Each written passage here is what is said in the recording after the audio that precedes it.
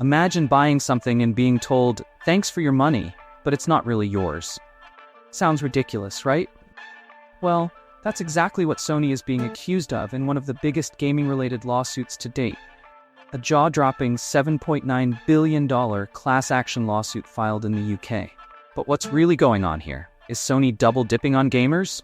Are we paying more than we should for our beloved PlayStation games? Buckle up, because today, we're diving into the controversy surrounding Sony's digital sales practices and why it has sparked outrage in the gaming community. So what's the lawsuit about? This case centers around allegations that Sony has been overcharging consumers for games and in-game purchases through its PlayStation Store.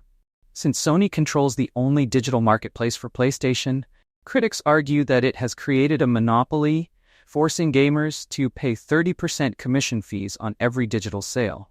That's right, every time you buy a game, a skin, or even a tiny add-on, Sony takes a hefty slice of the pie. Let's break it down.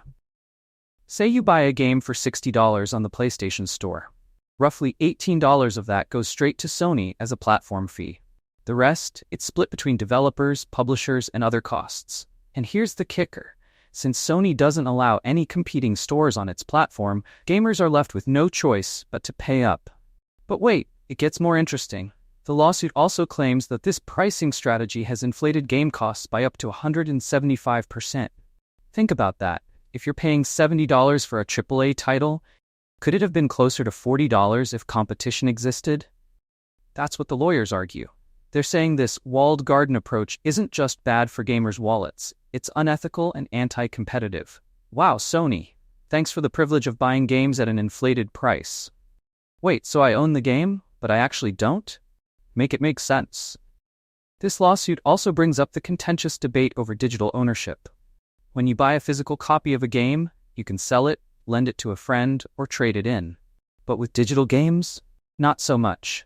You're essentially paying for a license to play, not the game itself. And if Sony decides to remove it from their store, poof, it's gone. This has led many to argue, are we truly owning our games anymore, or are we just renting them at full price? Interestingly, Sony isn't the first company to face heat over platform fees. Apple had a massive legal battle over its App Store monopoly. Remember the Fortnite debacle? Epic Games accused Apple of being unfair, and the gaming world was split. But the stakes here feel even higher. This isn't just about microtransactions or mobile apps, it's about the very way console gaming operates. If Sony loses, it could change the entire landscape of how games are priced and sold digitally. So what are the possible outcomes? Sony could win, maintaining its dominance but risking further alienating its fanbase. Sony could settle, paying a hefty fine, but avoiding an outright legal defeat. Or, and this is the big one, Sony could lose, forcing it to open up its platform to third-party stores. That could mean more competition, lower prices, and even a new era for PlayStation gaming. Here's the big question. Who's really in the wrong here?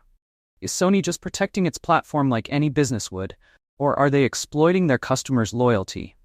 And how much of this is on us, the gamers, for tolerating these practices for so long? At the end of the day, this lawsuit is about more than just money. It's about the future of gaming. Will it lead to a fairer system for everyone, or will it just be another corporate battle with no real winners? One thing's for sure, gamers are watching closely, and this fight is far from over. What do you think? Are Sony's practices fair, or is this lawsuit long overdue? Drop your thoughts in the comments below. And don't forget to like, subscribe, and hit that bell so you don't miss our next deep dive into the world of gaming.